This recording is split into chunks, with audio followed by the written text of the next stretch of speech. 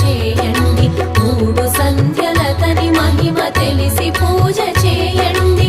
హరిహర బ్రహ్మాదులకు అతడు మూలమౌనండి. శ్రీహరి శుభరూ